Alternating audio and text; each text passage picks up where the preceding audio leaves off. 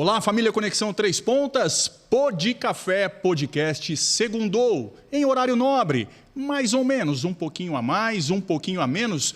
É o nosso encontro semanal no seu Pod Café, entrevista, bate-papo alto astral, para você e para você também. Então comece a ficar ligado e depois reproduza e assista a hora que você quiser. Mas para começar, só te lembrar, o Pod Café Podcast está em todas as plataformas e para você estar com a gente no YouTube é simples, se inscreva no canal, ative o sininho para receber as notificações e sempre que tiver um vídeo novo, um conteúdo novo, você será informado. A gente está começando a edição do Pod Café dessa segunda-feira no oferecimento de Renata Semijoias. Tudo em semijoias com qualidade e garantia, preço imbatível, 99939-4248. Dr. Luiz Roberto Laurindo Dias, Clínica Geral e Cardiologia, o médico do nosso coração. Bia Silva, artesã. Olha, gente, essa decoração, lindas peças em artesanato, peças com a temática do café, entre outros. Conheça esse lindo trabalho na Arplast, no Coreto da Praça Cônego Vitor. MS Sonorização, tudo em sonorização e iluminação para sua festa, evento empresarial, shows, comemorações. Fale com o Matheus Santos, 998-3609-24. E Estúdio 23, maquiagem profissional com Alexia Sacho e cabelo com a Sara Pellegrini. Agende o seu horário. E para terminar, deixa eu mandar um abraço especial para o Aislan, que é fera na produção de todo o trabalho gráfico que você precisa, você encontra lá na Arte Express. O Aislan é fera. Vale a pena você procurar tudo que você precisar nessa área. O Aislan é a pessoa certa. Por falar em pessoa certa, hoje a pessoa certa, o nosso convidado ilustre, ninguém mais, ninguém menos que um cara que eu admiro pra caramba, multifacetado, muito bom em tudo que faz. Além de tudo, é motociclista. Alex Tiso, meu irmão, seja bem-vindo. Imenso prazer te receber nessa segunda no Pod Café. Muito obrigado, Roger. Muito obrigado pelas palavras. Uma boa noite a todos que nos acompanham no Pod Café Podcast. Família Conexão, muito obrigado. Valeu, estamos aqui junto, estamos juntos. E motociclista, junto. Só não vim de moto hoje que minha moto está consertando. Tô com a saudade da minha magrela, rapaz. A moto está na UTI, não chegou a tanto? Não chegou a tanto, mas ela estava precisando já de uma injeção de ânimo. Ela estava meio fraquinha, já estava... Desdeixei dela, mas agora ela vai ficar lindona. Por falar nisso, a gente tem um monte de assunto, viu, gente, para a gente poder discutir, trazer, bater papo hoje com o Alex sobre várias coisas importantes. A gente vai falar de um assunto também que eu tenho certeza que você gosta muito, que os Três Pontanos têm muito orgulho de falar, o Alex também tem, eu amo de paixão, que é falar de Milton Obituca Nascimento. A gente vai falar muito também. No programa de hoje, a gente começou falando, Alex, sobre a questão da moto. Maicon Machado, secretário de Cultura, esteve aqui junto com o Pierre e falaram da praticamente certeza de termos aí o encontro de motociclistas no final do ano. Fala para a gente aí, você que fez um trabalho excepcional como secretário de Cultura, muitas coisas aconteceram durante o tempo que você esteve lá, e agora também sabendo que você, dos dois lados, realizando o evento, procurando acontecer e também como motociclista. Dá para a gente esperar um encontro bacana esse ano, se Deus quiser? Dá, com certeza.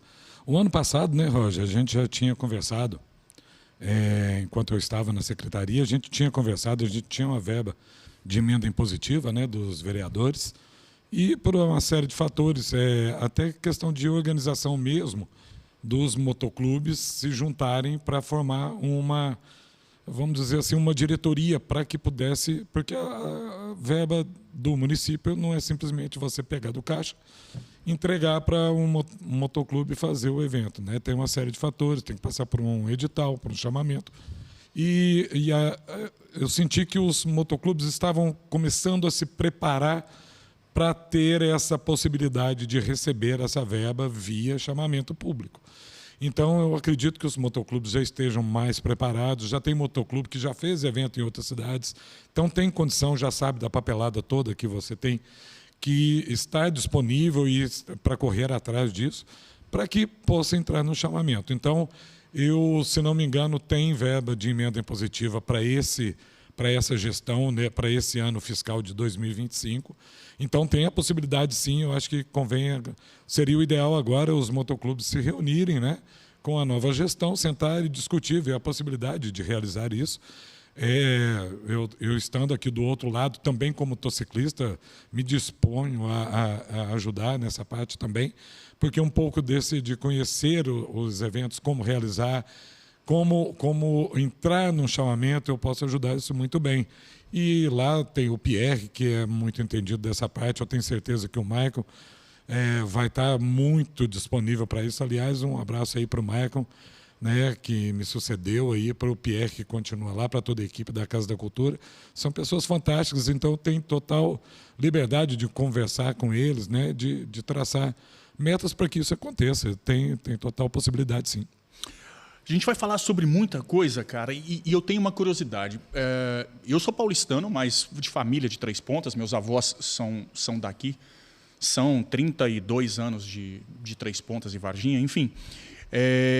E eu percebo umas coisas assim muito claras quando a gente fala de Três Pontas, principalmente quando a gente vai para os nichos familiares. O que eu estou querendo dizer com isso? Algumas famílias mais voltadas para a cafeicultura, né, com sobrenome ali enraizado na cafeicultura, e quando a gente fala de tiso, a gente pode facilmente ter como sinônimo música. Como é que surgiu isso na tua vida? Fácil porque, pô, como você próprio disse, a família respira música. Mas teve um start? Teve alguém específico que foi fundamental para que você entrasse nessa onda? Tá, então vamos lá. Vamos voltar um pouquinho no tempo, né? A família, ela desceu de Zagreb, na Iugoslávia, antiga Iugoslávia. A raiz da família é de lá. Isso está no livro dos Tiso, né, contado pelo Wagner. Tem um episódio também que o Matheus, meu filho, fez um trabalho de pesquisa, onde o Wagner foi um dos entrevistados. É um trabalho que foi feito por uma lei de incentivo. E o Wagner conta muito bem isso, de onde viemos, né? É uma família cigana, primeiro de tudo, né? Então, para ter descido pela Europa fora aí, ela, logicamente, era uma família cigana que se deslocou da Iugoslávia, da antiga Iugoslávia, e foi parar na Itália. E mais certo em Limena, né? que é um povoado na Itália, Limena. E de lá, esses italianos, o nosso nono, né, o meu nono é o Sério Tiso, que até pouco tempo eu chamava ele de Sério Tiso, e só depois de várias tentativas que a família fez de conseguir a cidadania, que descobriu-se que o nome dele não era Sério Tiso, era Savério Tiso. E essa família cresceu às margens do rio Tisi, na Itália. Então, daí vem o sobrenome Tiso, né? E ela veio já como Tiso para o Brasil. Então, na época vieram o meu, que hoje a gente chama de Savério, ele mais alguns irmãos. E o vô Savério casou-se no Brasil com a vó Isaura Correia. E aí, quando as pessoas perguntam, então, a musicalidade aí veio realmente dos Tiso? Ixi, Maria, não é dos Tiso. É do Correia. Né? Quem era musicista era a Isaura. O meu vô Sério, o meu vô Savério, não era músico. Ele não tinha descendência, não tinha essa descendência musical. Ele mal sabia assoviar. Era um grande administrador, tanto é que prosperou em Três Pontas e grande parte, inclusive aqui onde nós estamos, onde acontece esse podcast, até perto aqui eram terras dele. Né? Então, assim, essas pessoas que vieram da Itália, eles prosperaram muito. Eram os famosos escravos brancos, né? Vieram da Itália para o Brasil para trabalhar nas lavouras de café e cana, e eles prosperaram muito. Mas a musicalidade não veio propriamente dos Tiso, do meu tetravô, que era o Savério. E sim da avó Isaura, que era pianista. Ela, sim, ensinava música. Então, da onde que vem, aí que eu retorno a pergunta para você, já respondendo, da onde que vem essa herança musical? Simplesmente pelo fato da transmissão musical que acontecia nas famílias, principalmente na família Tiso. Ou seja, essa herança era passada de avó para filhos, para sobrinhos, para netos, para agregados. Então, aqui na casa do meu vocério, aqui, o Vossavério, que é a casa onde hoje é a Lu Perfumaria ali era a casa da minha família. E ela era uma casa que estendia desde ali do Bar do Sovito, ali fazia parte da casa, contornava, passava pela Lu Perfumaria, pelo depósito da Lu Perfumaria, a loja de 1,99 que tem ali, e, se não me engano, mais um cômodo para frente. Isso tudo era a casa do Vossavério. E aquilo ali ele tinha simplesmente um alpendrezinho ali nesse local, quase em frente ali o restaurante, esqueci o nome ali, restaurante que tem ali em frente. Ali da Denise. Isso, da Denise. Ali, em frente ao restaurante da Denise, era um alpendrezinho. Então, para cá, tudo eram quartos, salas, todas com janelas para a rua. E essa casa ela abria entre 5 e 6 horas da manhã, para que o sol entrasse, e ali tinha um piano. Então, tinha sempre uma tia ou uma sobrinha fazendo aula de piano, ou dando aula de piano, ou aula de acordeon. Então, isso era uma constante na família. Quem não aprendia piano, aprendia acordeon. E, mais tarde, violão, violino, porque, nessa época, quem tocava violão era vagabundo, né? Se você encontrasse com alguém com um violão na rua, lá está. Você está falando de meados dos anos 50, 60, por aí? Isso até antes, né? Então, estamos falando aí de 1920 até 1950, né? E outra coisa, não tinha televisão nas casas. Sim. Né? O máximo que tinha era o rádio. Então, a comunicação era muito maior, a transmissão era muito maior, porque era feita de pessoa para pessoa. Então, isso era uma constante na família Tiso, que um passasse essa descendência musical para os outros. Então, daí que se tem essa herança musical da família Tiso, e que ela acontece até hoje.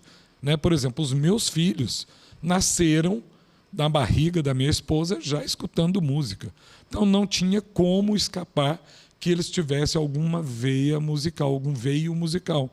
Tanto é o Matheus, que hoje é um violinista, estudando violino, fazendo bacharelado, já tocando com orquestras, fazendo música, que é o que ele veio recebendo durante até da própria gestação.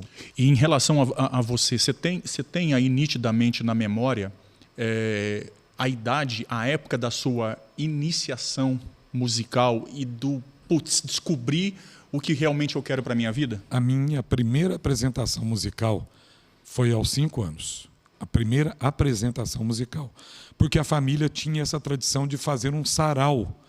Toda vez ia inaugurar uma casa, ia fazer um jantar, tinha um sarau. E esse sarau normalmente era gravado em fitas cassete. E, por ironia do destino, eu não tenho nenhuma dessas fitas. Então tinha sempre um tio que comandava isso e fazia um sarau com todas as pessoas de todas as idades, de 3 a 180 anos. Cara, isso é sensacional. E aí, fazendo uma ponte, foi daí que surgiu a ideia do resgate da volta do sarau, que recentemente a gente teve aí algumas edições espetaculares na Casa da Cultura? Eu acho que ele pode ter tido influência. Né? O sarau já vinha de uma outra administração, já tinha acontecido, e isso era um produto que a gente gostaria de resgatar também, como foi resgatado. Poderia ter acontecido mais, mas o volume era muito grande de trabalho na secretaria. Então pode ter tido influência, sim, mas o cerne dele já vinha com a família. Né? Tinha um tio, Vinícius Tiso, que era um violinista, que ele sempre desenvolveu isso. Então, a minha cabeça, a minha primeira apresentação, inauguração da casa da tia Orlando, onde hoje é a casa do Cleiton Zanotti, ali era a inauguração da casa dela, tinha um sarau.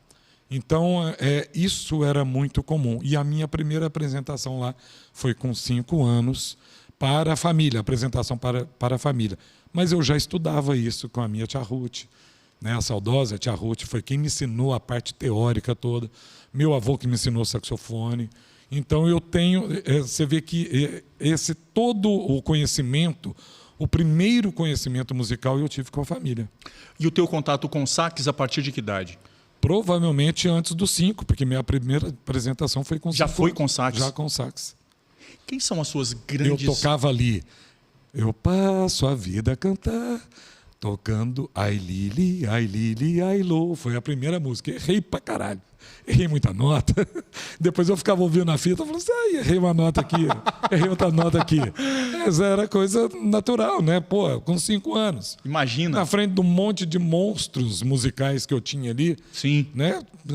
Timário, né? Meu vô era uma inspiração para mim, mesmo, e ao mesmo tempo morria de medo. Meu primeiro festival foi o Festival Nacional da Canção, o atual FENAC. Foi o 11º, ou seja, o FENAC vai fazer 55 anos. Eu estou fazendo, né, acabei de fazer 56 anos, né, na quarta-feira passada, eu fiz 56 anos. Então, o festival vai fazer 55. O 11º Festival Nacional da Canção foi o primeiro festival que eu participei. Quem são suas grandes influências no sax? Com certeza o meu avô. Com certeza o meu avô. Meu maior ídolo no saxofone, meu avô, que naquela época foi com ele que eu aprendi como soprava.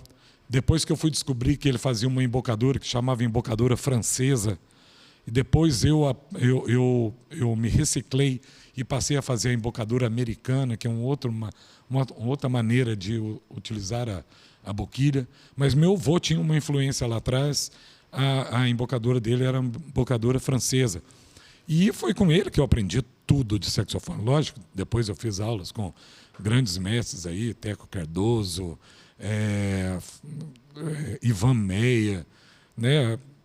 Várias pessoas maravilhosas que eu pude, professores em Varginha, N professores. Se eu for citar um aqui, é perigo eu ser até injusto, mas assim, tive professores monstruosos e maravilhosos. Mas o meu avô é o meu ídolo. Pensando uma questão importante aqui, enquanto você está falando disso, vê se você concorda comigo em relação a para onde está caminhando a música brasileira.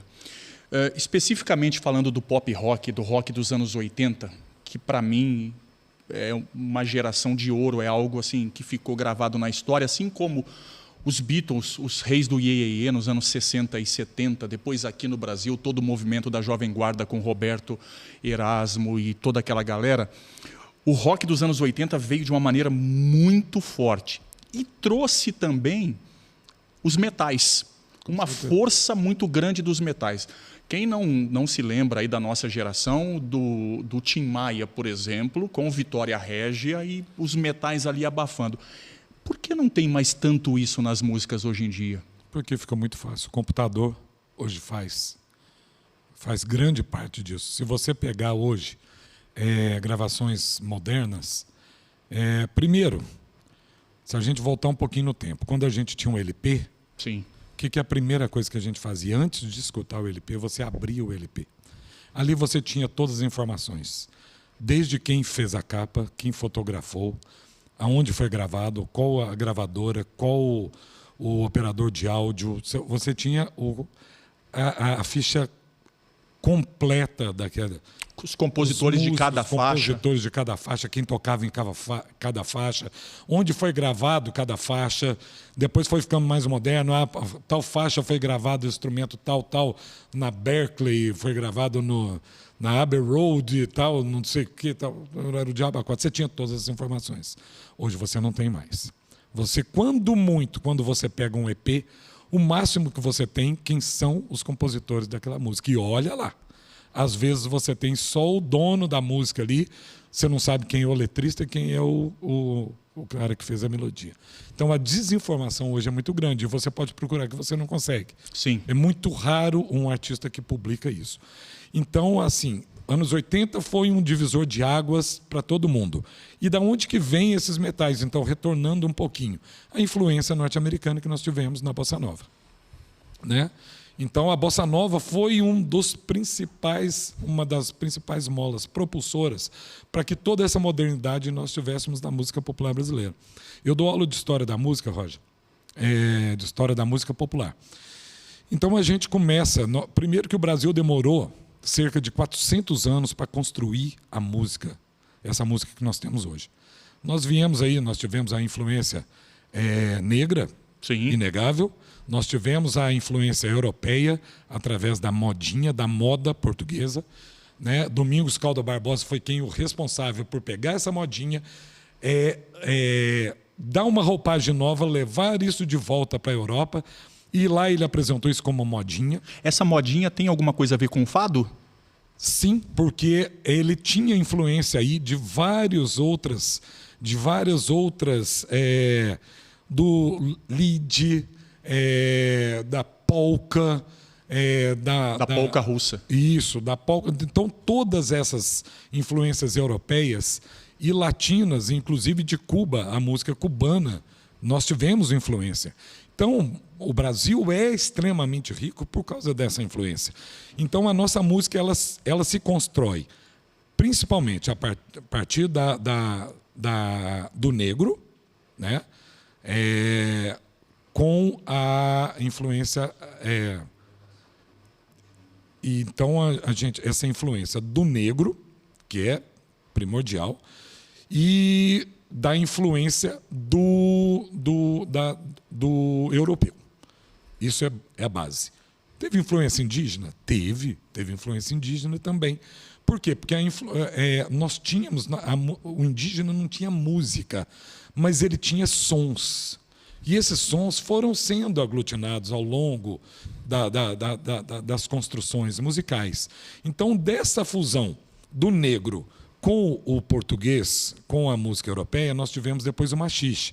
O machixe, depois, ele progride para o choro, que progride para o samba, que aí vai abrindo outras vertentes. Aí nós temos aí Chiquinha Gonzaga, que era a famosa, fazia o tango brasileiro. E por que ela chamava de tango brasileiro? Porque ela não podia levar a música dela, que era o machixe, para as casas dos altos, da alta sociedade, porque senão ela seria apedrejada. Então ela levava como tango brasileiro, mas na verdade era o machixe que ela levava. Que legal então, isso. Então essas histórias todas, e como é que a música vai chegar, como é que ela vai propagar. Ela era desenvolvida, o samba, por exemplo, era desenvolvida nas casas das tias. As tias, que a gente já sabe quem eram as tias no subúrbio carioca. As tias das casas das luzes vermelhas. Isso, exatamente. Então, tia Ciata. A tia Ciata, o marido dela trabalhava na alfândega, era funcionário da alfândega. E ele já tinha trabalhado para a polícia.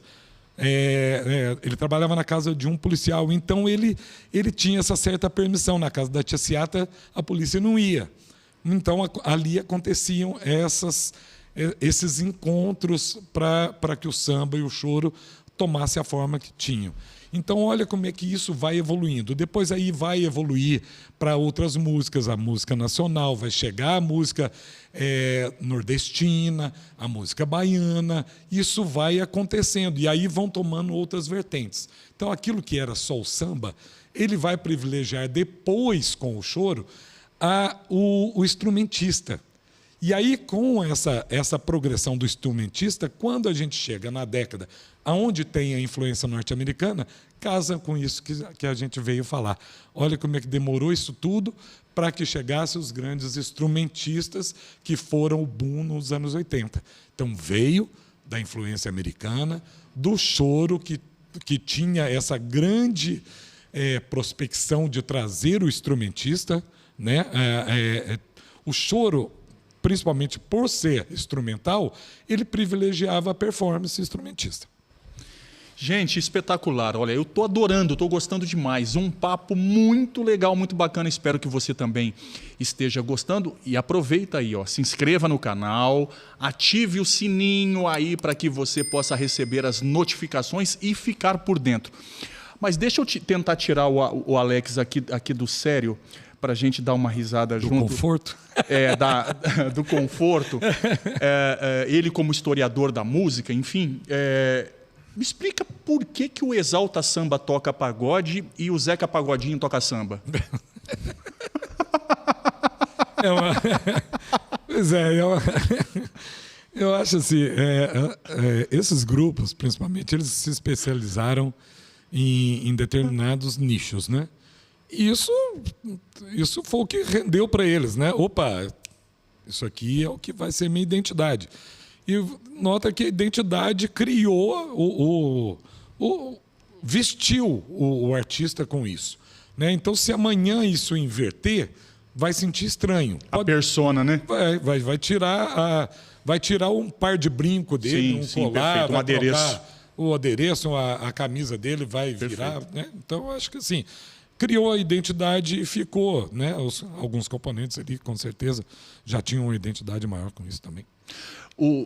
A gente está vivendo aí as portas do carnaval, mais um carnaval chegando, a festa profana, a festa do Momo, algo que é realmente muito rico culturalmente. Eu sei que você é muito envolvido com isso, gosta demais. Também fundamental para essa retomada do nosso carnaval, também tem a sua assinatura ali. Enfim, muitas mãos que trabalharam e trabalham, a ACTA, enfim, prefeitura, associação comercial, para que isso realmente aconteça. Eu tive conversando com algumas pessoas, Alex. Nós, dos anos 80, final dos anos 70, eu sou de 74, um pouquinho menos, final dos 60, a gente tem a mania de ser muito saudosista.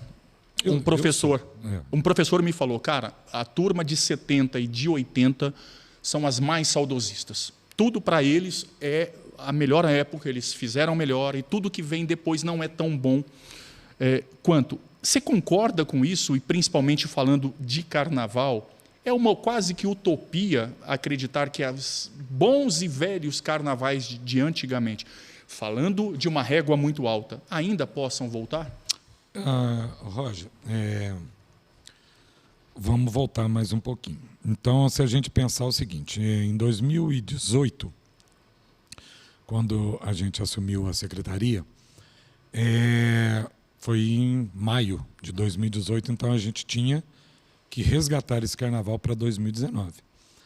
E menos de um ano. Menos de um ano. Então, e a gente sabe que para fazer um carnaval você gasta pelo menos 6 meses do ano anterior para você programar, porque depois que vira o ano, principalmente numa prefeitura... É uma loucura. É uma loucura. Então, muita coisa você não consegue resolver mais que precisa ser a tempo. Então, vamos pensar em 8 meses... né, tem que ser desenhado.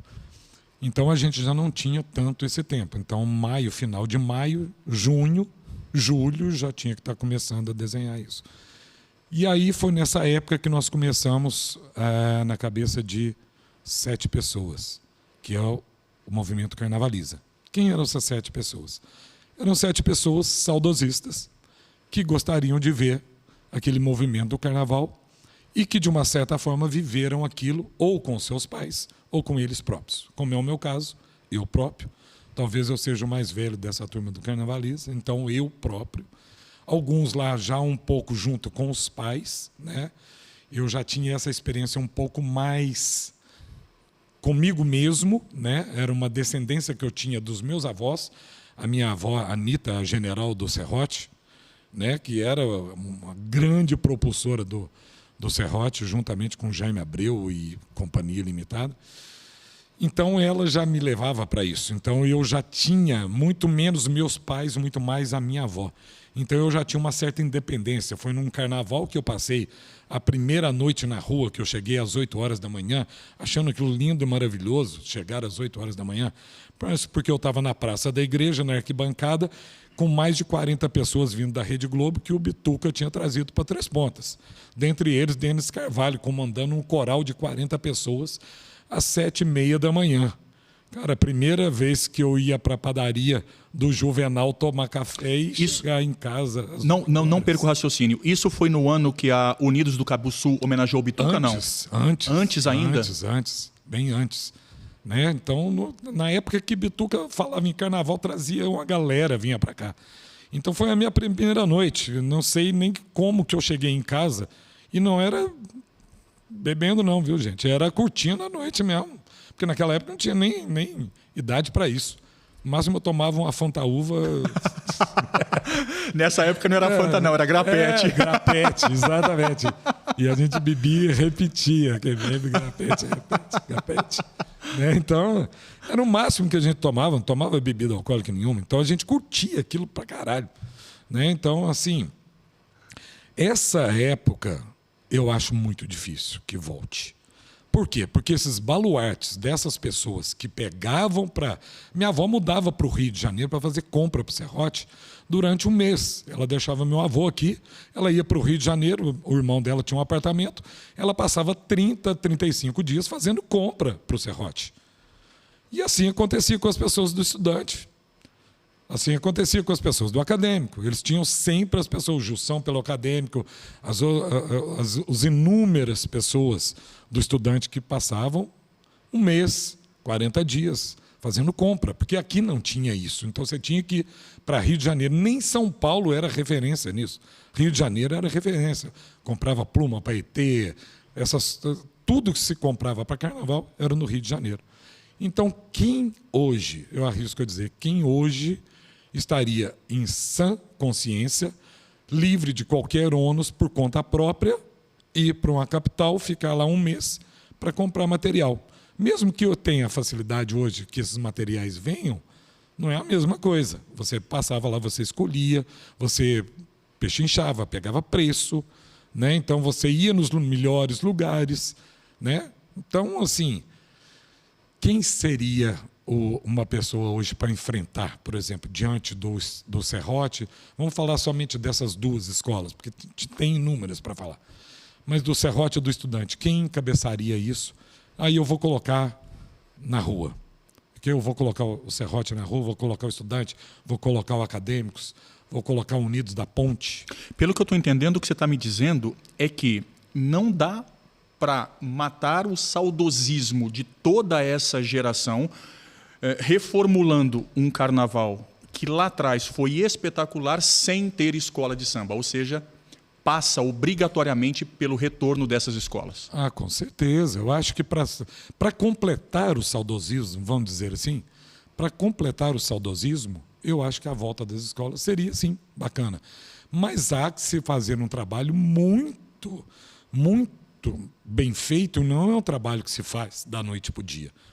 Construir a liga das escolas de samba, pessoas que queiram determinar. O carnaval, o resgate do carnaval foi feito dessa maneira, através de 7 pessoas. E essas 7 pessoas foram atrás de empresas, foram atrás de associações, de pessoas que toparam abraçar. Tá, mas no início, na manjedoura ali, dessas 7 pessoas que você faz parte, desde o começo foi falado, um dia, um ano, num carnaval, num futuro próximo, a gente vai conseguir voltar com as escolas. Isso desde o nascimento? Desde que foi desenhado, sim. Desde que foi desenhado, sim. Por quê? Se é o resgate do carnaval, qual que é o primeiro carnaval que a gente tem na ideia? É o das escolas. Esse carnaval de movimento de rua, ele só acontecia porque tinha as escolas de samba. Ponto. A gente tinha 2 momentos. A escola de samba que desfilava e o Clube Trespontano que fazia a noite do carnaval. O baile do Havaí na sexta-feira. Então, a programação do carnaval se resumia a esta. Baile do Havaí na sexta-feira, carnaval no clube, matinês. Sábado, domingo, segunda e terça. Era o único lugar no sul de Minas que tinham 4 matinês. Os lugares, quando eu tocava fora, eram 2. Então, os músicos, quando vinham para cá tocar, eles tocavam às 4 noites e às 4 matinês. Pensa bem, você tocar até 4, 5 horas da manhã e depois estar inteiraço para tocar das 2 às 5. Lembrando que você tinha que voltar às 11 para tocar de novo. Então você tinha que arranjar um tempo aí para você dormir, para se alimentar, para descansar sobretudo e descansar lábio, mão, né? Saxofone, por exemplo, trompete, arrebentava a boca na primeira noite. Então a gente tinha uns macetinhos, né? O uísque cowboy, sem beber, deixava ele aqui no lábio. Elixir paregórico, Usava elixir paregórico, pingava no lábio, olha... Sei lá se tem sensacional esses né? bastidores. Só faltava a gente usar cloroquina também, entendeu? Então, assim, a gente tinha tudo, tinha uma série de macetes. Mas será que a cloroquina faria efeito? Não precisa responder. O elixir fazia. Se era para isso, a gente sabe que não era, né? Mas fazia. Pelo menos psicologicamente fazia. Sim. Né? Então, voltando, era desenhado? Era desenhado, para que sim. Até onde nós conseguimos? Conseguimos resgatar um carnaval de rua, né? Que é aquele movimento que tinha pós-Clube Trespontano ou paralelo a Clube Trespontano, ou entre o desfile das escolas. Né? Não é nem os QGs, não é nem o desfile da escola de samba, mas é um movimento que você trazia uma recordação daquelas pessoas. Poxa, já vivi um carnaval maravilhoso em Três Pontas, e isso está muito parecido. Para ficar totalmente 100% aquele carnaval, voltar ao clube e voltar às escolas de samba. Aí eu acho que mata, e aí Três Pontas vai ser realmente o melhor carnaval de Minas Gerais, quiçá do mundo. Gente, ao Pô de Café Podcast, recebendo hoje o Alex Tiso, musicista e secretário de Cultura, hoje muito envolvido com o turismo em Três Pontas, com a ACTA, motociclista, um cara super bacana, competente, multifacetado. E um amigo que a gente nos bastidores conversa muito, e eu como paulistano, embora eu já fale que eu sou paulineiro, né, a mistura de paulista com mineiro, o Alex sempre me traz algumas informações aqui de Três Pontas que eu agrego, enfim, que eu acho muito bacana. E a gente conversa muito sobre Bituca, sobre Milton, a gente vai falar sobre isso. O que você tem na memória dos carnavais em que o Bituca esteve aqui? Era um negócio assim, espetacular, fora de órbita? Primeiro que eu tinha ódio dele, porque ele era do Estudante. Né? E eu era serrote. Então, o maior ódio que eu tive na vida contra o Bituca foi isso. Então, eles traziam Mestre Caco, não sei o quê, e Bituca compôs, samba enredo, né? Isso, caramba! Eu queria matar o Bituca, né? Porque, compõe um samba aí pro serrote. Você ter como compositor simplesmente da sua Milton escola Nascimento. De samba, simplesmente Milton Nascimento, já por si só já era nota 9,5, né? No mínimo. Então tinha e ele curtia muito. Ele realmente participava. Porque assim, para quem não sabe, não conheceu o Bituca pessoalmente, no palco sempre foi dono do território, um cara excepcional. No trato ali mais intimista com as pessoas, um cara monossilábico. E aí, Bituca, tudo bem? Bom. Como é que foi teu dia? Legal. No máximo saía isso. Ou então era assim. A grande maioria das vezes. Nossa, Bituca, gente, eu escutei uma música sua gravada. Que maravilha. Nossa, eu tenho esse CD. Que bacana, Milton. Ele é desse jeito. Teve um dia que eu cheguei na casa dele. Aliás, gente, eu vou contar algumas coisas aqui da minha pouca relação com o Bituca. O Alex tem, claro, não dá nem para comparar, muito mais vivência com o Bituca, mas o pouco que eu tive são histórias que eu vou carregar para o resto da vida. Um dia eu entro na casa do Bituca, né, na casa da saudosa Lilian e do Zino, também saudoso, e estava explodindo Quem Sabe Isso Quer Dizer Amor. E ele sentado, assim, tipo num sofá ou numa rede, não lembro. E eu cheguei, cumprimentei, e eu sou muito de ficar babando ovo. Cara, eu não aguento. Porque eu tenho uma ideia, me corrija se eu estiver errado. Para muita gente de fora, como eu, Milton Nascimento é simplesmente, como diz o The New York Times, é uma divindade da música. É um dos maiores patrimônios musicais culturais do planeta na história. Assim como Frank Sinatra e tantos outros. Para algumas pessoas, aqui em Três Pontas, ele é simplesmente o pretinho da Praça Travessia. Por que eu estou dizendo isso sem nenhum tipo de conotação racial? Porque as pessoas misturam, Alex. Eu já cansei de escutar gente falando assim, o Bituca nunca fez nada por Três Pontas. O que ele trouxe? Como se ele fosse um político. Como se ele tivesse a obrigação de trazer isso para Três Pontas. Eu não sei se você se recorda, a minha esposa me fala de um show dele no Campo do Taque Lembro demais. em que ele manda abrir os portões para ver o povo dele, seus conterrâneos, seus irmãos, para assistir o show porque não tinham dinheiro para comprar ingresso. Fala um pouco sobre essa impressão que eu tenho e sobre esse episódio. Esse episódio foi na administração, se não me engano, do prefeito Carlos Mesquita. Era um show que a prefeitura tinha comprado, né? A prefeitura estava realizando esse show, e eu não sei se era o combinado realmente que era aberto ou não, isso não vem ao caso, né? Não posso dar detalhes disso, porque eu realmente não lembro. Mas é ponto que isso aconteceu. Eu estava lá dentro já, dentro desse evento, desse show, e isso realmente aconteceu. Tinha muita gente do lado de fora, muita gente do lado de fora. Mas também muita gente lotando o campo do TAC. Lotando. E no começo, isso era o começo do show, primeira ou segunda música, ele parou, entre a primeira e segunda música, ele parou e pediu que fossem abertos os portões. Gente, até o limite que coubesse sensacional. Pessoas lá Meu dentro Deus. que não ficassem fora de segurança, né? Para que as pessoas que estivessem lá fora, seja por algum motivo, que não tivessem comprado ingresso, que não poderiam comprar ingresso, ou que não tivessem conseguido comprar ingresso, pudessem assistir o show dele. Isso realmente, fato verídico. Isso aconteceu. Então, assim, aí eu te pergunto, falar que Milton não fez por 3 pontas, cara, se tem uma coisa que todo mundo conhece 3 pontas, é por causa de Milton. Eu seria injusto. Todas as vezes que eu vou em algum lugar, a referência é sempre assim, o Tiso. O Tiso é lá da terra do Milton.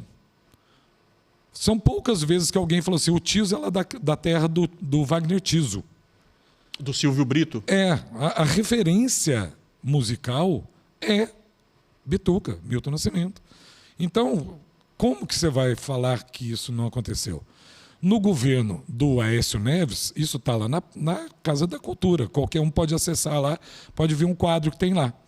A Billboard fez uma publicação uma vez dos estilos musicais no Brasil e traçando com as capitais do Brasil, qual a capital e qual o estilo.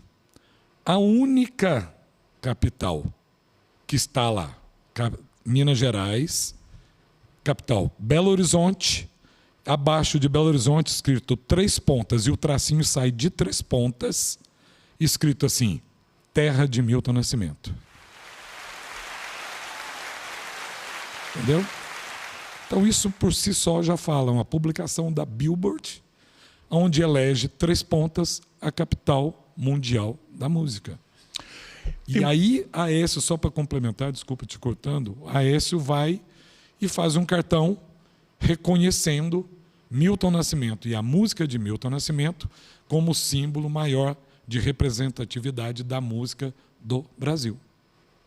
E ligando o Bituca ao turismo e ao turismo em 3 pontas, vou te fazer uma pergunta de leigo. O que precisa para tornar o Bituca como um patrimônio tombado do turismo aqui em 3 pontas, da cultura aqui em 3 pontas? Eu acho que o primeiro precisava a sensibilização da produção dele para que 3 pontas fosse a curadora do Museu Milton Nascimento. Pois é. Museu vivo. Pois é. Milton tem assim...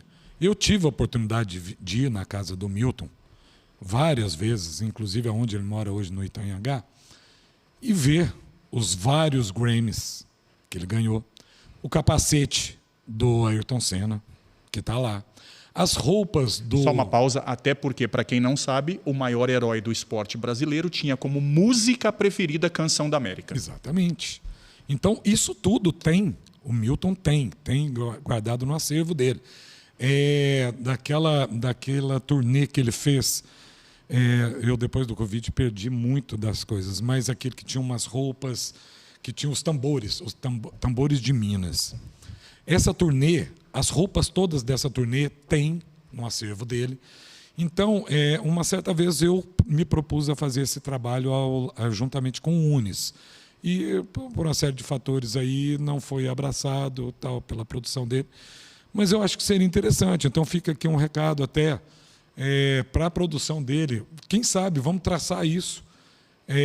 De Três Pontas ter um museu do Milton Nascimento. O que eu acho que é bacana se isso fosse em Três Pontas. Eu acho que Três Pontas tem muito a agradecer a Milton Nascimento. Eu também acho. Sabe, eu acho que assim a relevância. Então, olha quanta coisa eu já falei aqui. Como não dizer que ele não fez por Três Pontas? Ele fez pra caralho. Não, e sem contar que, embora nascido fluminense, carioca, os programas que ele ia, várias vezes no programa do Jô, por exemplo, ele falando, eu sou de Três Pontas. Então, assim, inclusive com a camiseta amarela, com a serrinha, com um trenzinho, demonstrando muito amor. Infelizmente, por questões que a gente não tem nem como aprofundar, o Bituca está distante de Três Pontas, né? Não sei se por vontade própria ou não, é fato que ele fez a última turnê, esperávamos que ele passasse por Três Pontas, foi a Portugal, não veio a Três Pontas. Ah, está com a saúde debilitada. Foi a Portugal, não veio a Três Pontas. Não entra na minha cabeça, e aí eu estou falando como fã de alguém que ainda gostaria muito de vê-lo, nem que seja pela última vez aqui na terra que é dele, na terra que o ama. Rapidinho, porque a gente tem muitas questões ainda, Alex.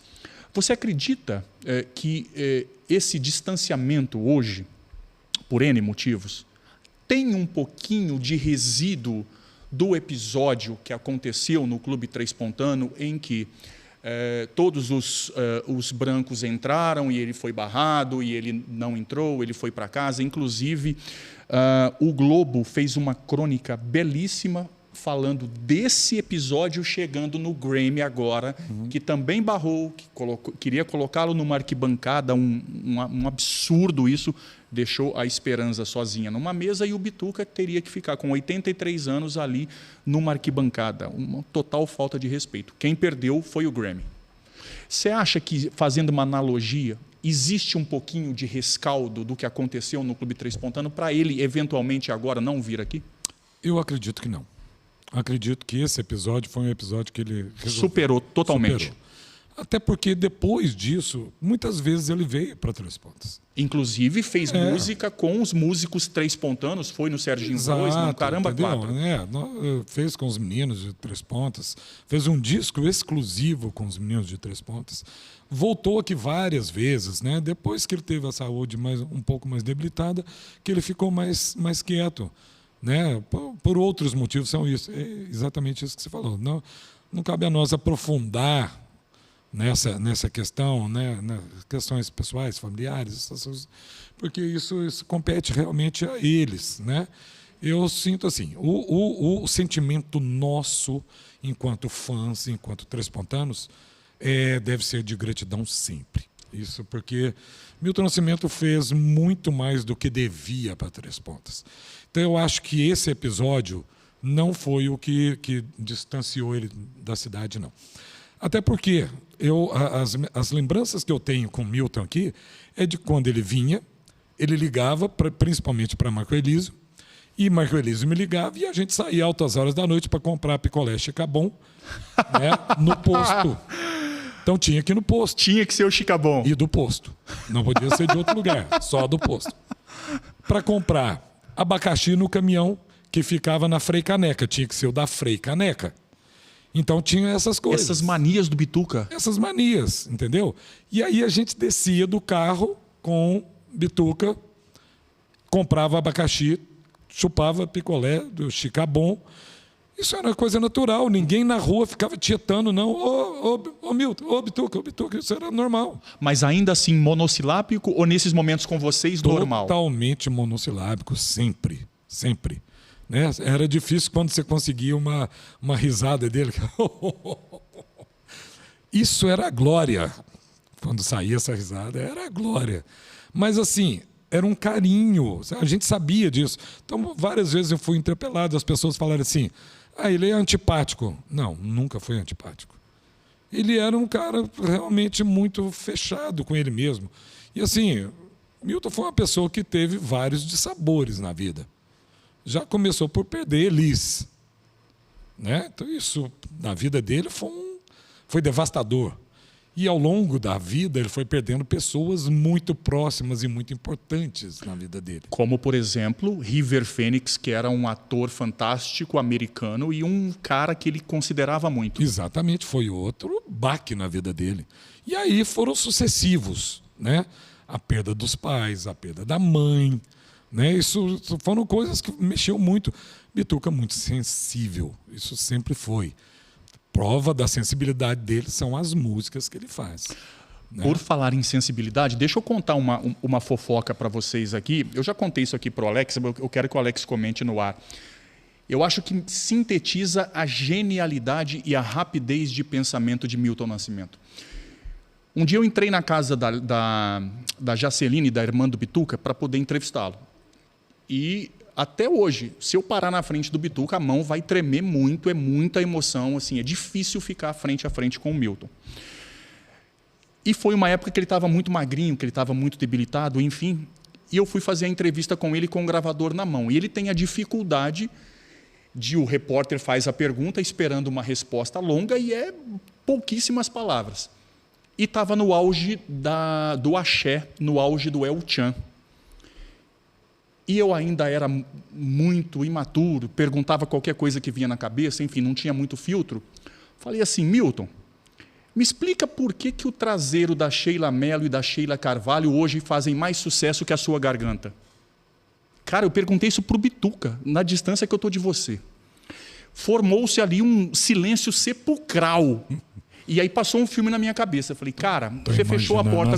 Fecha... é o grilinho mesmo.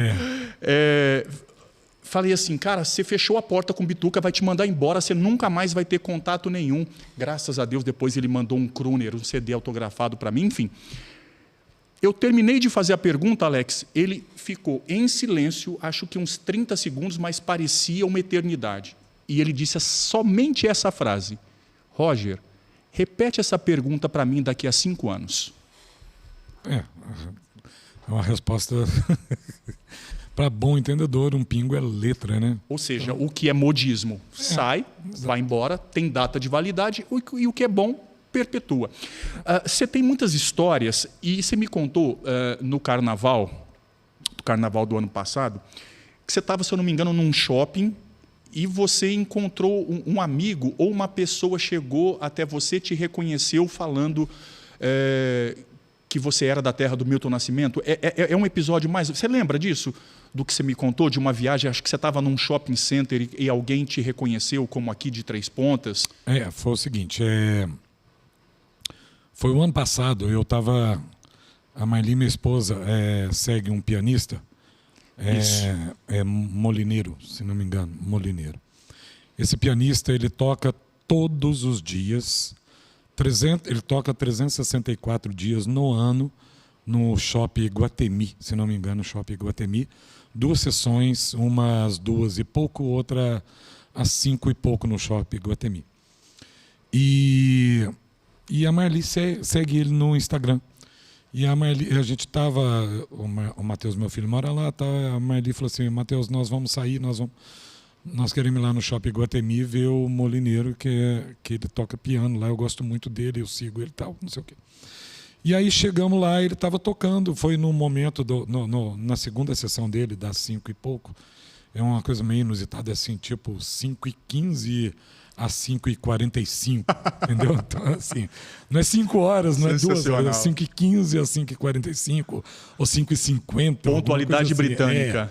Então, as pessoas, já tem um pessoal que já sabe que ele vai tocar, vai para lá. E aí nós fomos para lá e não achava o lugar onde que era. E a gente perguntava onde que o pianista toca. Aí um falava assim, é nessa praça de alimentação. Aí a gente rodando, eu sei que a gente chegou a tempo. E aí, uma coisa que eu tenho comigo, eu detesto fazer propaganda minha, entendeu? Então, assim, não é dar carteirada, mas me apresentar como... eu sou primo do Wagner, sou da terra do Milton, tal, não sei o quê. E aí eu estava lá assistindo, ele fantástico, ele é uma pessoa muito querida. E a Marli já chegou, depois que ele deu um intervalo, a Marli falou assim, nossa, eu sigo você nas redes sociais, tal, e eu trouxe meu marido aqui, tal, não sei o quê, porque a gente gosta muito, tal, tal. Né? E eu estava distante, e aí ela falou assim, não, porque ele é da terra do Milton, é primo do Wagner, tal, não sei o quê. Aí ele virou para trás e falou assim, querido, venha cá. Aí eu cheguei perto. Quer dizer que você é da terra de Milton, é primo de Wagner? Eu, sem graça assim. Eu sou. Você é secretário de Cultura? Eu falei, sou. Eu falando assim, o que vem depois disso? Meu Deus do céu. Ele falou assim, me peça uma música então. Eu falei, olha, toque alguma música que seja de Milton ou de Wagner. Ele falou assim, tá bom. Então eu vou tocar uma música de Milton e uma música de Wagner. E aí ele tocou Morro Velho e depois ele tocou Coração de Estudante, né? Cara, assim, com o arranjo dele fantástico, tal, lindo, com uma roupagem dele. E eu fiquei muito feliz com aquilo, né? Essa homenagem ali, né? Então, mais uma vez, Milton não fez para Três Pontas, né? E aí, depois disso, quando eu chego em Três Pontas, estou abrindo as mensagens aqui, tinha uma postagem marcada com o meu nome. E aí, no outro dia, ele fez, olha, gente, que bacana, eu tive ontem o prazer de conhecer um pessoal lá de Três Pontas, da terra de Milton Nascimento, primo do Wagner Tiso, o Alex Tiso e a Marli Tiso, vieram aqui me prestigiar, contar um pouco de Três Pontas, da história de Milton, da história de Wagner. E eu gostaria agora de oferecer uma outra música que eu gravei num CD meu, e eu vou tocar aqui um pouquinho para vocês. São as coisas que o Shopping Iguatemi e o piano me trouxeram de bom nessa vida. Foi poder fazer amigos, conhecer novos amigos e conhecer a música de Milton e a música de Wagner. Poxa, espetacular. Até hoje, todas as coisas que ele vai fazer, ele posta e marca eu e a Marli. Tá vendo, gente, a relevância que Três Pontas tem? Muitas vezes aquele ditado de o santo de casa não faz milagre cai muito bem. Três Pontas é uma terra literalmente abençoada por Padre Vítor, mas é uma cidade rica em muitos aspectos. Várias cidades onde eu já trabalhei, com assessoria de políticos, enfim, ser de Três Pontas, e eu tenho orgulho de ser cidadão honorário três-pontano, graças ao saudoso Zé Henrique Portugal, que outorgou esse prêmio a mim. Eu fiquei muito feliz com isso, muito honrado, lisonjeado. Cara, ser de Três Pontas? Sim, sou de Três Pontas. Cara, lá é o berço da cultura de Minas Gerais. O que tem lá? O que tem na água de Três Pontas? Então, assim, é um negócio espetacular. Vamos fechar o nosso programa com o cara a cara, porque eu tenho muitas perguntas para te fazer. Você está preparado? Estou preparado. Vou contar mais uma. Posso contar mais uma historinha? Tem um caso muito engraçado. O Bituca, quando ele foi gravar, se não me engano, o Pietá, eu e o Marquelis, praticamente nós mudamos lá para casa do Milton durante um mês. Isso no Rio? No Rio. E naquela época o estúdio era o estúdio que gravava um desses programas de tipo Astros, né? Eu esqueci o nome agora do produtor da Globo, e a gente frequentava muito esse estúdio, um estúdio famoso lá, e o Milton estava gravando as vozes lá. E lá é um estúdio que tem várias cabines de gravação, vários estúdios de gravação. E naquela época a gente já ficava... Eu entrava no estúdio, eu ficava olhando assim, aquele monte de equipamento que a gente estava começando a olhar, falando assim, caraca, velho. Um módulo daquele ali custa horrores. Ali tinha uns 30 módulos, só naquela sala. E eu além de... Eu não sabia se eu olhava para o Milton ali no aquário, gravando, e assim... E ele vinha, ele colocava a voz principal, aí ele pedia para voltar, abrir outra voz, e aí vinha uma outra voz assim saindo, e outra voz, e outra voz, e outra voz, e aquelas vozinhas que ele ia colocando, aquilo ficava uma coisa do caralho que a gente não imaginava. da onde que surgia tanta coisa assim ao mesmo tempo e aquela concepção que ele ia criando naquilo tudo. E aí, no meio de uma gravação que ele estava lá, alguém abriu a porta assim de uma vez, pá, abriu, parou a gravação, tudo. Era a Gil Milândia, a Gil. A Gil do Axé. É a Gil do Axé. Que ela entrou, desculpa, ela falou assim... Milton Nascimento, pá, fechou a porta e foi embora. Caraca. Aí ele fez assim, uai. Todo mundo caiu na gargalhada e ele fez assim, uai. Ele falou assim, chama essa menina de volta aqui. Ela entrou a fazer assim, eu não vou conseguir gravar mais. Ela estava num outro estúdio gravando e ela errou a porta do estúdio. O estúdio que ela vinha era do lado. A grandeza do Bituca. Cara, respeitado pessoal do Axé, todo mundo assim. Todos. Então, para a gente ver a grandeza que era Milton, né? Que é Milton Nascimento. Rapidinho, antes do cara a cara, é só a gente falar também de uma coisa que eu demorei muito para conhecer e para curtir, mas eu acho que é como um uísque envelhecido mesmo, de qualidade assim suprema, que é hoje o meu amor, a minha devoção, a minha paixão pelo Clube da Esquina. E não dá para falar desse movimento que celebra 50 anos. Teve um show recentemente num paraíso que eu amo chamado Tiradentes, fantástico, com Flávio Venturini, com Lô Borges e com Beto Guedes. Imagina se tivesse Bituca ali então. Cara, Milton é simplesmente a maior figura, a maior personalidade desse movimento, que lá fora os caras pagam um pau para isso, Alex. Isso é inegável. São 3 nomes que a música mundial venera. Toninho Horta, que está agora fazendo uma turnê no exterior, Milton Nascimento e Wagner Tiso. Né? Aonde você vai, todo mundo fala maestro Wagner Tiso. É verdade. Onde você vai, todo mundo fala maestro Toninho Horta. E aonde você vai, você tem o nosso Frank Sinatra, né? Que é o Milton Nascimento. Sim. Né?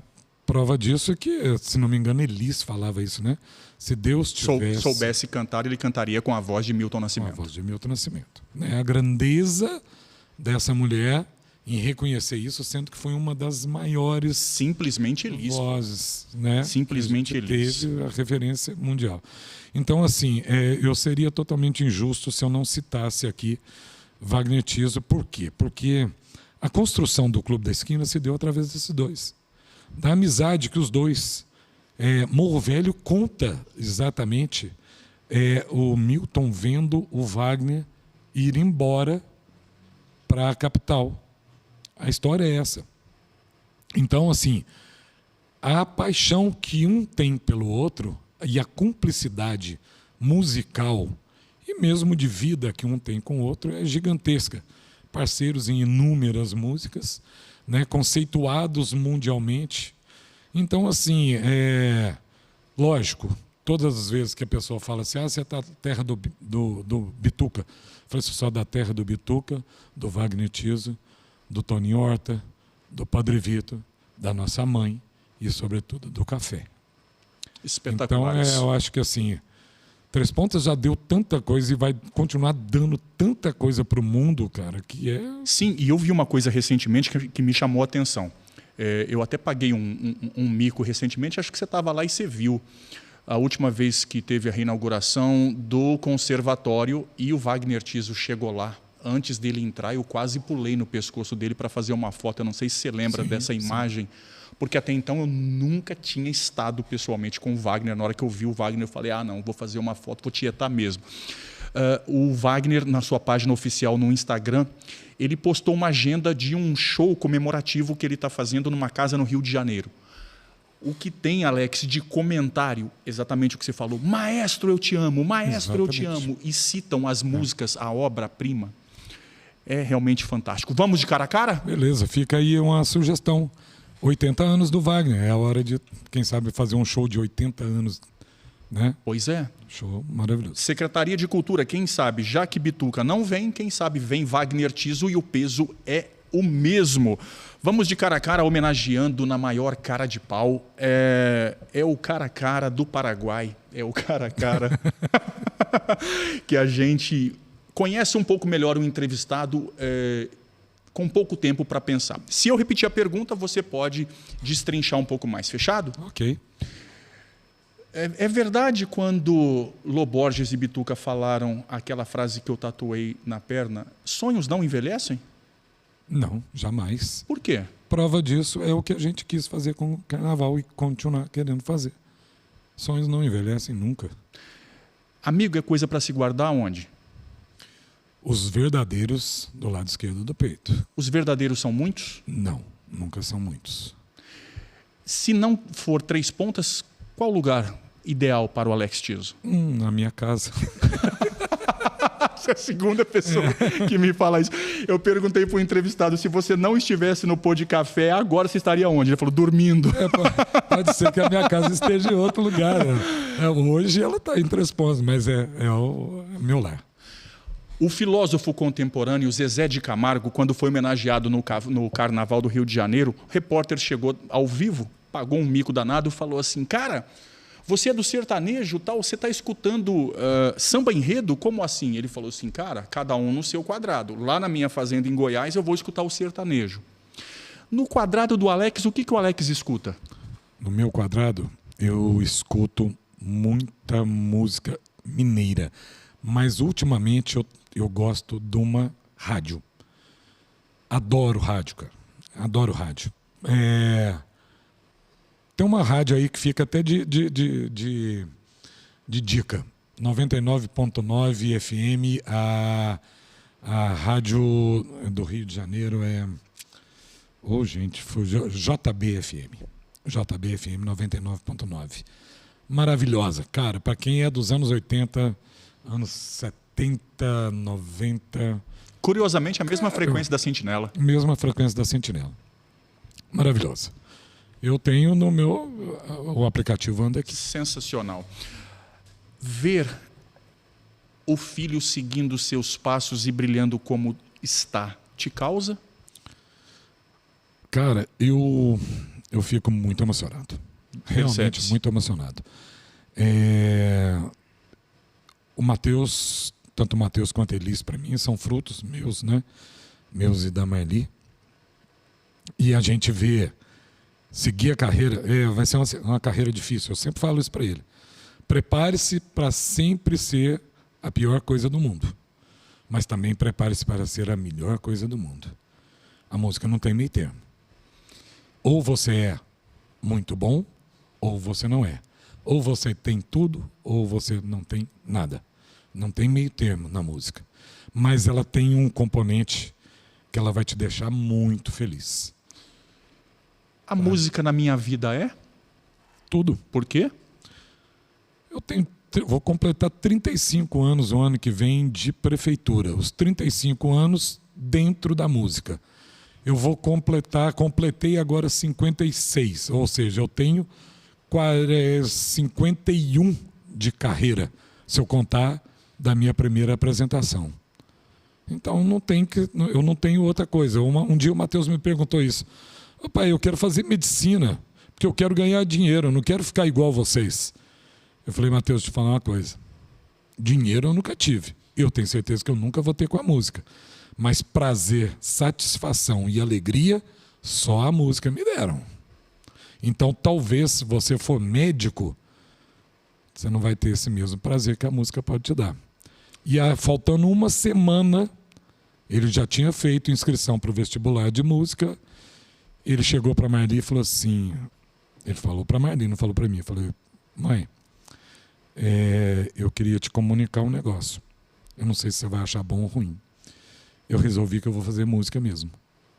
A Marli falou assim, filho, o que você for fazer, pode ter certeza que eu vou te apoiar. E se você vai fazer música, eu vou te apoiar mais ainda. Então, assim, só o seguinte, você vai ter que ser o melhor do que você está se propondo. Então, eu tenho certeza que ele está estudando para ser o melhor, porque nesse ramo, principalmente da música erudita, tem que ser o pica das galáxias, com certeza.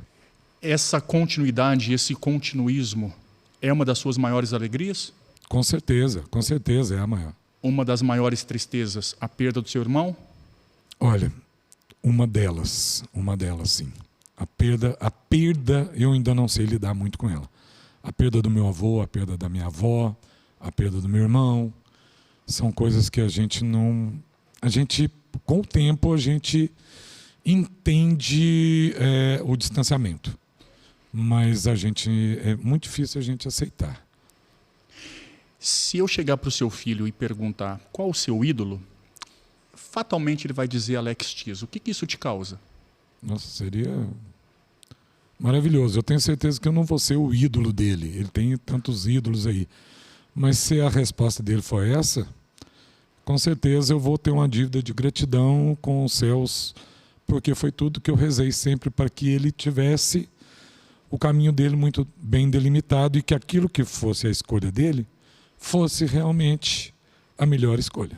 Chegando praticamente ao final, 3 pontas na minha vida é? Tudo. Aqui é um lugar maravilhoso, é o melhor lugar para se viver no mundo. Ter a Marli ao meu lado é? Segurança. Por quê? A maior companheira que eu podia ter. Foi conhecê-la na música. Entramos no mesmo dia na prefeitura, exatamente na mesma hora. Dali 3 meses a gente estava namorando, dali mais 2 a gente estava casado. Dali mais 5 anos nasce Mateus, dali mais 10 anos nasce Elis. Então... Qual sua maior saudade?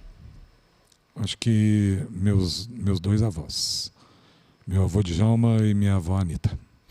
Pizza ou churrasco? Churrasco. Eu falo churrasco porque tinha um amigo, o pai do Cassiano Massaneiro, ele só falava assim, vamos fazer... saudade do Massaneiro. Vamos fazer um churrasco. Churrasco gaúcho. Churrasco. Praia ou montanha? Cara, tem os dias de praia e os dias de montanha. Mas se for escolher, montanha. Um ídolo? Você já falou do seu avô, mas um ídolo da música que as pessoas conheçam. Uma outra grande referência que eu tinha na música, Paulo Moura, com certeza. Saxofonista fantástico. Tem um vídeo dele em que o Wagner vai visitar ele no hospital, poucos dias antes dele morrer. Cara, é simplesmente fantástico. A sua relação com uma moto? Nossa Senhora, que saudade da minha magrela. Ai, que vontade de tomar um café lá na venda do Chico. Espetacular. A sua relação com Deus? Que é isso? Tá louco. É o meu guia. Por quê? Pô, tudo é ele que define na minha vida. Se você tivesse um espelho na sua frente, que imagem seria refletida ali? Olha, de um cara que sempre batalhou para que a cultura de Três Pontas fosse cada dia melhor. Eu tenho, sei lá, eu acho que refletiria a imagem de uma pessoa que quer muito ver Três Pontas cada dia melhor. Um arrependimento? Cara, eu só arrependo das coisas que eu não fiz. Um orgulho? Um orgulho. Eu acho que meus filhos. Que pergunta que esse jornalista não fez nesse podcast que você gostaria que fosse feita?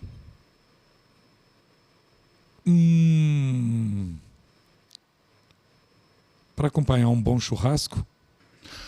Boa, e olha como eu sou criativo. Para acompanhar um bom churrasco? Uma boa cerveja. Vale cerveja sem álcool? Não, de jeito nenhum. Nem morto, pelo amor de Deus. Só se tivesse, se o médico chegar e falar assim, cara, a única maneira de você tomar cerveja é sem álcool. E assim, mesmo assim, eu vou pensar que talvez eu mude para um bom refri ou uma boa água com algum aroma. A última pergunta para a gente poder encerrar. Frente a frente com Alex Tiso, você daria nele um abraço parabenizando por tudo que foi construído ou uma palavra de incentivo pelo que vem pela frente? E seria qual palavra se fosse esse o caso? Eu daria um abraço e falar para ele, força. Tem muita coisa para ser construída para frente ainda. Muito obrigado, Alex Tiso, meu irmão. Obrigado, parabéns pelo trabalho. Espero que você tenha gostado. Nós adoramos. Roger, eu fico muito lisonjeado quando você me ligou para a gente fazer esse programa. E assim, durante outros programas que eu acompanho sempre, se eu não assisto ao vivo, eu assisto gravado, você sempre falando, você é um cara que tem que vir aqui. Cara, eu fico muito, muito lisonjeado por isso, né? Isso foi a música que me deu essa confiança, essa amizade. Muitas das minhas amizades, dos meus companheiros, eu desenvolvi com a música. E desenvolvi com a música porque eu tenho uma família maravilhosa, né? Uma esposa maravilhosa, 2 filhos maravilhosos, quem eu mando um beijo especial para Elisa aqui, que hoje é meu chuchuzinho, né? Mateus já está encaminhado, né? Elisa está aí crescendo, não sei se vai para a música, se não vai, mas para onde ela for, tenho certeza que vai desempenhar um bom trabalho. E... Oh, menino lindo! Oh, menino lindo! Então é isso, sabe? A família é super importante. Roger, muito obrigado. Um abraço carinhoso na sua família, na sua filha, na sua esposa, aos nossos queridos que nos acompanham pela conexão, pelo Pod Café. Ó. Gente, estou me sentindo aqui um convidado do Jô Soares. Por sinal, esses dias a lembrança me veio a nossa foto indo Nós fomos. O Jô. Nós fomos, eu já falei sobre isso aqui no programa do Chico, a gente foi levar. E a gente queria saber o que ele tomava lá, né? E eu eu não tenho uma foto, a Marli sentou na cadeira do Jô e naquela época a gente só tinha uma máquina fotográfica, eu tinha uma máquina muito ruim que demorava meia hora para ajustar ela, a Marli sentou na cadeira do Jô e eu não conseguia fazer a foto dela sentada. Mas, ou seja, estou aqui, ó, como convidado do Jô Soares, tomando um bom café. Eu tive a oportunidade de descer a escadaria, o Jô saindo ao término da gravação, eu peguei ele pelo braço, ele, não, querido, eu tô indo embora. Eu falei assim, não, cara, eu vim de Minas para te ver. Aí ele parou, a gente fez uma foto e eu consegui gravar uma pergunta. Graças a Deus eu tenho essa foto com ele. E eu consegui encontrar com o Derico na saída do estacionamento, que ele foi super simpático. Nesse dia. Parou lá e atendeu a gente. O Bira também, saudade do sexteto. Né? Tomate está lá nos Estados Unidos, também um super guitarrista. Gente, muito obrigado pelo carinho. Eu quero terminar o programa lembrando que essa sintonia que teve esse programa com essa super direção e produção da REC Live, gente, tem muita surpresa vindo por aí aqui nos estúdios da REC Live, tá? Tá só começando e a coisa tá pegando jeito, tá engrenando, tá bom demais. Para terminar, eu não posso terminar sem dizer algo que eu realmente sinto. Três Pontas é de Milton?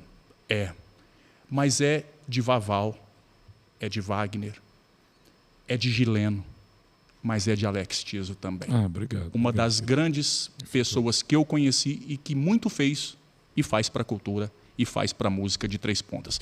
Para mim, você sempre foi uma inspiração, alguém que eu olhava e falava, cara, esse cara realmente é bom. Conta sempre comigo. Minha vida é essa aí. Eu estou caminhando para a minha aposentadoria, mas eu tenho certeza que eu não vou conseguir parar, então fica barato. Músico e jornalista trabalha até morrer e não fica rico.